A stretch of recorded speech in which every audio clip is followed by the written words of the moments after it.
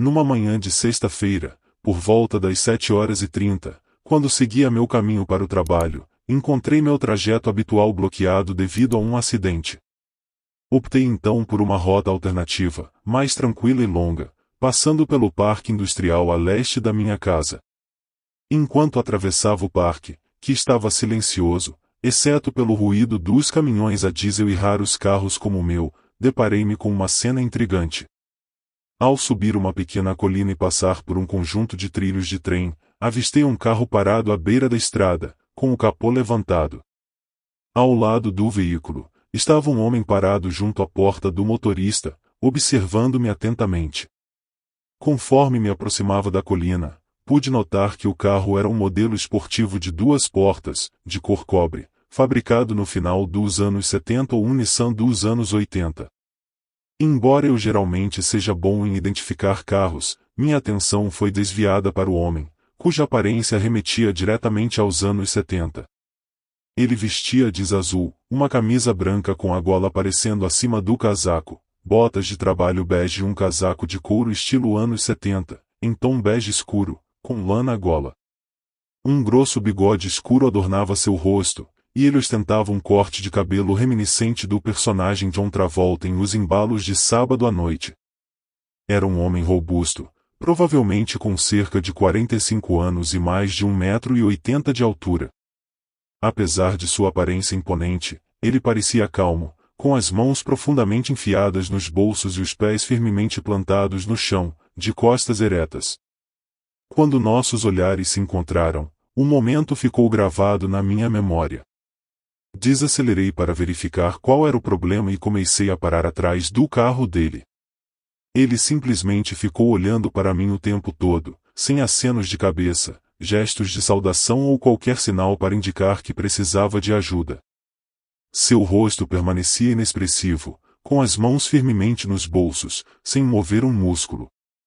Uma sensação arrepiante percorreu meu corpo quando eu estava prestes a sair do carro para ajudar, mas então ele simplesmente arrancou e partiu em alta velocidade. Isso era muito incomum para mim, já que geralmente gosto de parar para ajudar as pessoas. No entanto, aquele homem me deixou com um pressentimento ruim que não conseguia ignorar. Enquanto olhava pelo retrovisor, vi que ele não se movia, apenas virava a cabeça ligeiramente para me observar partir. Segui em frente, mas não pude deixar de me sentir mal por não ter ajudado o estranho. Ao chegar ao trabalho, contei ao meu chefe e a um amigo próximo sobre o encontro, e eles ficaram assustados só de ouvir sobre isso. Talvez devesse ficar grato por ter confiado nos meus instintos. Tentei não pensar muito sobre o assunto e me concentrei no trabalho. No entanto, ao voltar para casa, decidi pegar o mesmo caminho, só para verificar se o carro ainda estava lá, caso o homem realmente precisasse de ajuda. Mas, para minha surpresa, ele havia desaparecido. Sentindo-me aliviado, percebi que pelo menos ele havia cuidado do seu carro. Ainda assim, me senti um pouco culpado por não ter ajudado um estranho, mas a estranheza da aparência e do comportamento dele me deixou desconfortável. Ao chegar em casa, fui direto para a cama e tentei não pensar mais no assunto. Afinal, eu trabalhava aos sábados e precisava descansar para o dia seguinte. Estava seguindo o mesmo caminho que no dia anterior para o trabalho, mas percebi que o parque industrial, geralmente deserto nos fins de semana e à noite, estava movimentado. As empresas que ali operavam durante a semana transformavam-se em uma cidade fantasma nos sábados, e a estrada ficava vazia. Na noite anterior, durante os 15 minutos que dirigi pela área, não vi nenhum outro carro além do meu. O posto de gasolina também encerrava suas operações internas após as 18 horas, então era incomum encontrar alguém naquela área durante as horas de folga. Enquanto subia a colina, avistei novamente o mesmo homem e o mesmo carro no mesmo lugar, com o capô levantado ao lado da porta do motorista. Se não estivesse tão assustado com o encontro do dia anterior, talvez não tivesse percebido quão estranhamente semelhante tudo parecia. Era como se ele não tivesse se movido desde o dia anterior. No entanto, desta vez, ele reagiu ao me ver, retirando a mão do bolso e tentando me acenar, embora seus pés permanecessem imóveis. Parecia estar gritando algo, mas não consegui ouvir por causa do som do meu carro acelerando. E então, como se desafiando minha reação, ele ergueu as duas mãos e se moveu como se estivesse prestes a se colocar à frente do meu carro para me bloquear. Seu semblante permaneceu inalterado o tempo todo, com aquele olhar vazio fixo em mim enquanto começava a atravessar a frente do meu carro na estrada de 2 pistas em que eu estava. Fiz uma pequena manobra para desviar dele e continuei minha trajetória, mas agora nesta parte da estrada o caminho era reto de certa forma. Apesar de ainda estar abalado pelo incidente, olhei pelo espelho retrovisor e o vi retornar ao seu carro, continuando a olhar para o oeste, exatamente como no dia anterior. Era como se o momento em que desviei para evitar atingi-lo e seguir meu caminho nunca tivesse ocorrido. Foi verdadeiramente estranho. Posso dizer que nunca mais o vi desde então, mas decidi entrar em contato com os policiais locais, já que conhecia pessoalmente vários deles, inclusive um que era meu vizinho. Pensei que talvez ele estivesse enfrentando algum problema naquele momento. Algo simplesmente não se encaixava para mim, especialmente considerando que no dia anterior o posto de gasolina ainda estava fechado, e se ele não tivesse um celular, estava a menos de um quarteirão de distância. Ele teria que ter passado por ali para estar naquele trecho específico da estrada. Não havia como ele não ter me visto ou não ter estado onde supostamente seu carro estava quebrado. Não havia pensado nisso na sexta-feira, mas no sábado, quando vi novamente, tudo parecia exatamente igual. O carro estava na mesma posição, o homem com a mesma aparência, até mesmo a maneira como ele simplesmente permanecia lá esperando por um carro vindo do oeste pela colina. Sabendo que seu carro não tinha sido deixado durante a noite, tudo parecia muito, muito errado. E por último, o olhar morto em seu rosto enquanto tentava me sinalizar. Eu pude ver claramente, estava indo a 40 km por hora, que era o limite de velocidade naquele local. Ele não mudou de expressão quando me viu, simplesmente passou pelos movimentos. Isso foi provavelmente a coisa mais perturbadora para mim. Mais tarde naquele dia, perguntei a um dos meus amigos policiais se eles haviam encontrado o homem, mas ele não tinha ouvido nada ainda. Mais tarde, descobri que o policial naquela rota não encontrou ninguém quando parou um pouco mais tarde. Em uma cidade pequena, não acontece muita coisa, e as emergências são lentas para serem tratadas. No entanto, meu amigo agradeceu por eu ter ligado. Um motorista preso pode ficar realmente em apuros quando não há ninguém por perto, mas também é bom seguir seus instintos. Se você se sentir assustado com um motorista preso, chame a polícia, e eles encontrarão e ajudarão.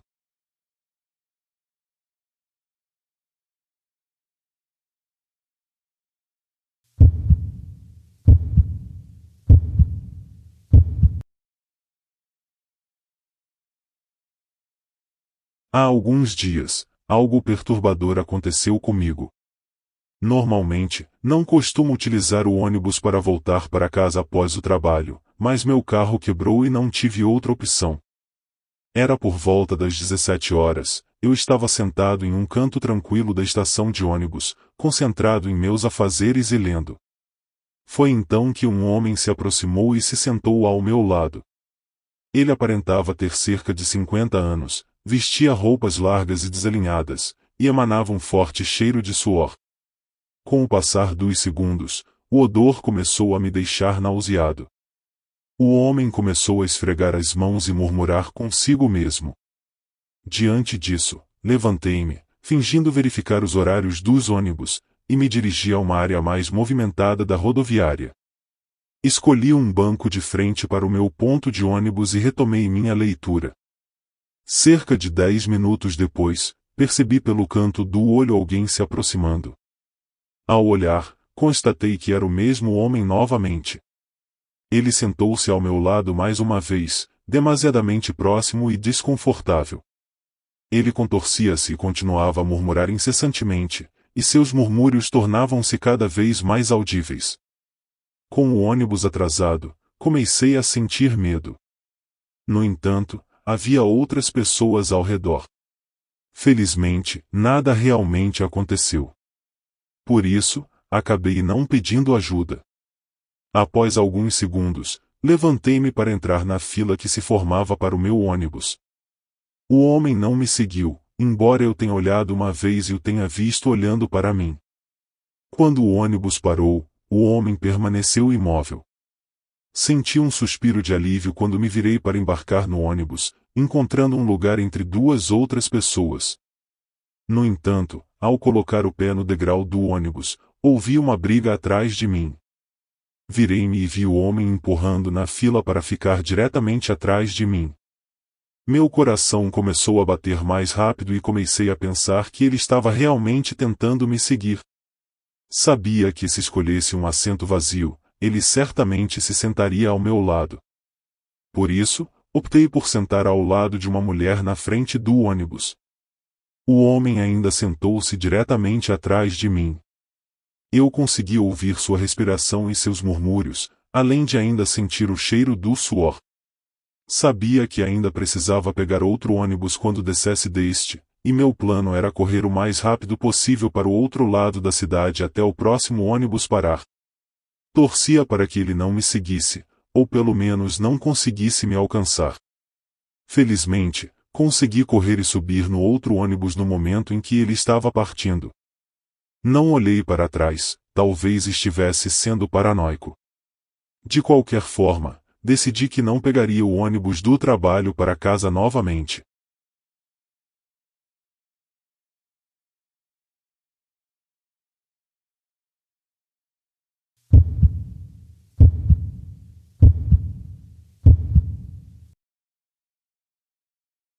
Isso ocorreu em 2016 ou 2017. Sou motorista de reboque de profissão, e até hoje tenho rebocado carros na maior parte da minha vida adulta. É algo que provavelmente continuarei a fazer até me aposentar ou até o fim dos meus dias, o que acontecer primeiro. Na época, trabalhava para uma empresa de reboque bastante pequena, com apenas 2 funcionários. Alternávamos quem ficava de plantão nos fins de semana, e naquele específico era a minha vez. Era verão, as pessoas estavam aproveitando o clima, e o movimento estava intenso. Eu estava ocupado, lidando com uma série de acidentes e carros quebrados, tanto na cidade quanto na estrada. No entanto, estava tudo bem para mim, já que na época eu recebia comissão pelo trabalho. Então, quanto mais chamadas eu recebia, mais dinheiro eu ganhava. Era sábado à noite, agora já domingo de manhã, por volta das 1h30 às 3h. Como mencionei, estava ocupado, cansado e um pouco mal-humorado. Só queria ir para casa quando meu telefone tocou. Era uma companhia de seguros perguntando se poderíamos fazer um reboque para um dos seus clientes que havia quebrado na lateral da rodovia. O local da avaria era cerca de 15 milhas fora da cidade, o que normalmente eu não atenderia. Mas o destino do reboque era uma concessionária, que ficava apenas a alguns minutos de distância do meu apartamento. Pensei em rejeitar a ligação, mas como recebia a comissão, pensei dane-se, posso correr e pegar esse carro, deixá-lo na esquina da minha casa e esperar poder finalmente ir para casa e descansar um pouco. Então, peguei o reboque e subi na rodovia, seguindo as instruções fornecidas pela seguradora. Eles me deram apenas o primeiro nome do cliente, que vamos chamar de anônimo, e um número de telefone. Normalmente, tento fazer contato com as pessoas que estão na lateral da rodovia para que saibam que estou a caminho e para oferecer ajuda. Tentei ligar algumas vezes, mas ela não respondeu, o que não era incomum. Depois de um tempo, avistei a luz perigosa iluminando o acostamento, então liguei meus flashes e comecei a desacelerar. Ao me aproximar, percebo não apenas o último modelo de carro que estou procurando, mas também outro veículo no local, que não tem os perigos ligados e está estacionado na frente do carro que eu pretendia rebocar. Isso pode ser um pouco chato, mas não é incomum, já que muitas vezes preciso entrar na frente do carro com defeito para carregá-lo, e às vezes as pessoas não percebem isso. Como o carro está lá, decido parar atrás dos 2 veículos. Essa é a prática usual, já que, como motorista do reboque, sou responsável por fazer a estranha manobra de puxar do ombro e depois voltar para o ombro. Então, o outro carro só precisa dirigir direto no acostamento. Em pé ao lado do último modelo de carro que agora está diretamente na minha frente, está um homem e uma mulher.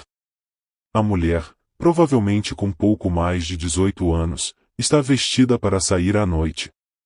Ela tem cerca de 1,55 metros de altura, talvez um pouco mais, e está vestindo calças justas de couro e um top. Seus longos cabelos pretos a tornam muito bonita. O homem, por outro lado, tem cerca de 1,78 metros de altura e é magro, talvez pesando cerca de 70 quilogramas. Ele usa um moletom com capuz escuro e jeans sujos. Eles estão parados muito próximos um do outro, com os braços cruzados. Ele está inclinado conversando com ela. Piso para fora da minha caminhonete e me aproximo dos dois, me apresentando. Eles se afastam alguns metros, e eu olho para a mulher e pergunto se ela é cara. Ela acena com a cabeça. Então, explico que estou ali em nome da empresa de seguro e pergunto o que está acontecendo com o carro. Imediatamente, o homem responde, dizendo que o veículo está enfrentando alguns problemas de combustível e que é uma solução fácil. Ele sugere deixá-lo ali no estacionamento suburbano, onde ele poderá consertá-lo. Fico um pouco irritado com isso, já que o estacionamento em questão está mais adiante na rodovia, e eu já estou a 15 milhas fora da cidade. Como mencionei anteriormente, só atendi essa ligação porque estava a caminho de casa e realmente queria ir para lá. Além disso, mudar o destino original do reboque significaria ligar para a companhia de seguros e esperar em espera por quem sabe quanto tempo para falar com um representante. Depois, teria que informá-los sobre a mudança e tentar conseguir que eles me pagassem mais pelas milhas extras de volta para casa depois de descarregar o veículo. Realmente não queria lidar com tudo isso. Além disso, este é um modelo de carro recente, e embora eu não seja um mecânico, sei que é novo o suficiente para que qualquer problema esteja provavelmente coberto pela garantia. Então, a concessionária é realmente o melhor lugar para ir de qualquer forma. Explico tudo isso ao homem. No entanto, ele não parece disposto a aceitar isso. Seu tom se torna sério enquanto me pressiona, dizendo algo como: escuta, cara, você só precisa levar o carro para onde eu mandar. Vamos resolver isso rápido. Isso continua por cerca de 60 segundos, e sua agressividade só aumenta. Olha, o nome no carro é o mais fácil de resolver isso, ele insiste. Decido então perguntar à mulher o que ela prefere fazer com o carro. Prometo seguir suas instruções. Enquanto me viro para falar com ela, percebo que não está mais onde estava há apenas um minuto. Isso me deixa um pouco confuso. Continuo a procurá-la e, quase ao finalizar o giro, a vejo parada diretamente atrás de mim. Quando digo diretamente, quero dizer a apenas uma polegada de distância dos meus braços cruzados. Nossos olhares se encontram, e seus olhos estão arregalados, como os de uma coruja, transmitindo uma intensidade perturbadora. Ela não diz uma palavra, mas sua expressão fala volumes. Um calafrio percorre minha espinha quando percebo que ela parece estar olhando diretamente para minha alma. Instintivamente, dou um passo para trás, sentindo-me desconfortável sob seu olhar penetrante. Volto a olhar para o homem, buscando alguma explicação para o comportamento estranho da mulher. Depois olhei novamente para ele e, em seguida, para ela. A luz do amanhecer começava a iluminar lentamente o local, e uma sensação de que algo estava errado começou a se instalar em mim. Decidi perguntar a ela se conhecia aquele homem. Ela apenas balançou levemente a cabeça, sem expressão em seu rosto. O momento em que fiz essa pergunta permanecerá gravado em minha memória para sempre. Virei-me para o homem e disse: "Ei, acho que você deveria ir embora agora, cara. Não vou dizer que sou um cara durão, se é que existe algo assim, e também não me importo com quem sabe disso. Não tenho nada para provar. Sou alguém que evita confrontos e prefiro fugir do que enfrentar problemas. Não sou exatamente o maior dos caras, mas tenho o que gosto de chamar de resistência. Com meus 1,75 metros e 105 quilogramas, tenho uma constituição robusta. Tenho um pouco de barriga, mas também tenho coxas grandes, ombros largos, e as pessoas geralmente se surpreendem ao descobrir o quanto peso. O homem, sem dizer uma palavra, começa a se aproximar da mulher. Eu me posiciono entre os dois. Ele tenta me empurrar para fora do caminho, pressionando meu peito, mas creio que ele tenha subestimado meu peso. Ele me empurrou com força suficiente para fazer dar um passo para trás. Instantaneamente, dei um passo à frente e avancei em sua direção, acertando com todo o meu peso. O impacto foi forte o bastante para derrubá-lo completamente, fazendo-o cair de costas. Com o movimento, acabamos girando junto com o carro, que agora estava à minha frente, um pouco à direita, entre mim e o homem. Enquanto ele tentava se levantar, estendi a mão e agarrei a mulher, levantando-a pela cintura e virando-a na direção da minha caminhonete. Gritei para que ela entrasse no lado do motorista, enquanto voltava minha atenção para o homem, que estava se erguendo novamente. Nesse momento, ele estava respirando com dificuldade, encarando-me de forma desafiadora. Tremendo de medo, encarei-o de volta e, reunindo toda a coragem que consegui, disse-lhe com a voz mais firme que pude reunir: "Você precisa ir embora." Estava absolutamente apavorado naquele momento. Não tinha ideia se ele estava armado, se tentaria me atacar ou o que faria a seguir. Eu não me considero um cara durão, não sei lutar e nunca estive em uma briga na minha vida. Se me machucasse, ou pior, se fosse esfaqueado, não saberia o que fazer. Tudo o que eu queria naquele momento era ir para casa. Mal podia acreditar que tinha atendido aquela maldita ligação. Todas essas preocupações passavam pela minha mente em uma fração de segundos, embora parecesse uma eternidade. O homem bufou levemente e sorriu, um dos sorrisos mais assustadores que já vi. Finalmente, ele começou a recuar, chupando os dentes e esfregando as mãos. Lentamente, deu alguns passos para trás até chegar ao carro e entrar. Fiquei parado, observando-o até que suas luzes traseiras desaparecessem no horizonte. Em seguida, carreguei o carro dela no reboque e subimos a bordo. Enquanto nos dirigíamos para a concessionária, ela começou a contar, entre lágrimas, que o carro dela tinha simplesmente desligado enquanto ela dirigia. Ela parou no acostamento e ligou para os pais, já que estava coberta pelo seguro. Eles, por sua vez, entraram em contato com a companhia de seguros, que acabou me despachando para sua localização. Pouco depois, enquanto ela esperava, o homem que parou na frente dela se aproximou da janela do passageiro para oferecer ajuda. Ela educadamente recusou, informando que um caminhão de reboque estava a caminho. No entanto, ele persistiu. Quando ela tentou fechar a janela, ele conseguiu enfiar o braço dentro e destrancar a porta, abrindo-a, assustada, ela pulou do carro, deixando o celular para trás, e correu para a traseira do veículo, onde ficou, à vista do tráfego.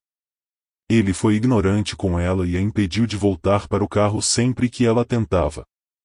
Felizmente, alguns minutos depois, apareci. Quem sabe o que teria acontecido se fosse em um outro momento. Quando chegamos à concessionária, os pais dela estavam lá esperando. Ela compartilhou com eles o que havia acontecido, e meus pais também estavam presentes. Deram-me uma gorjeta de $30, todo o dinheiro que tinham naquele momento. Antes de partir, Cara me envolveu em um abraço caloroso e me deu um beijo, mostrando sua sincera gratidão. Desde então, nunca mais a vi. Sabe, todo cara sonha em algum momento em ser o herói que resgata uma bela donzela em apuros, e eu não sou diferente. Mas estar naquela situação, naquele momento, foi uma das experiências mais aterrorizantes da minha vida. Sentir-me forçado a confrontar algo para o qual não estava preparado, sem saber como reagir diante de alguém claramente instável, não me fez sentir como um herói. Na verdade, me senti mais como uma criança assustada enfrentando um valentão no parquinho pela primeira vez. No entanto, se me deparar com uma situação semelhante no futuro, não hesitarei em intervir. Ainda que espero, sinceramente, não precisar passar por isso novamente.